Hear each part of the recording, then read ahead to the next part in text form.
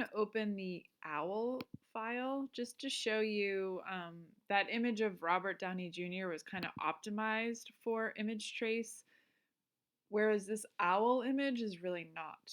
So the first thing that we're going to do is do a file open, and we're going to go to that Illustrator downloads and open up the owl drawing.jpg.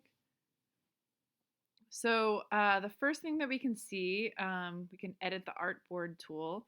So the artboard tool is over here in the bottom left, right above the hand. And when you activate that tool, you can actually go in and click and change your artboard. So by doing so on these like small squares, you can click, hold, and drag and make it so that your artboard is actually as big as the actual artwork. So that will be helpful for if we go to export this or bring it into another program that will actually be seeing the full owl. So editing artboards is something that's important. To exit out of the artboard tool, you can click back onto that black arrow tool. So now let's click onto that graphic and we're going to do the same thing as kind of before. Click on that image trace. And you can see if I undo that image trace, these marks are very close in value, right? There's kind of like some medium gray, some light gray, some dark gray. The artist didn't actually go in first and decide like what's going to be that strong contrast, like what's going to be that super dense black, what's going to be that super light, bright white. And because of that, the program has to do it.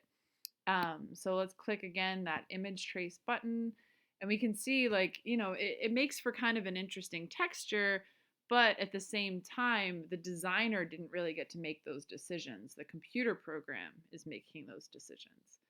We get to play around with the same sort of settings as we did before. So if we move this over to the left, we can see that, maybe this eye is captured really well, but the rest of the image kind of falls away. Versus if we bring it over to the right, now maybe we're getting some of that detailed texture that we want of the feathers, but now the eye is maybe not as interesting. So I would say, in an image like this, you could even open the image twice in two separate artboards and trace it so that you do get the eye the way you want it and you do get it the way that you want the feathers. But again, probably best practice is just to actually use a black marker and render this the way that you actually want it to be. We're always making sure that we click that ignore white option and trying to keep our anchors are already up in over 1000. So maybe we see what happens if we drop this a little bit at the risk of losing a little bit of detail. Maybe we get it slightly under 1000. Maybe that image is a little dense, so we drop the density down slightly.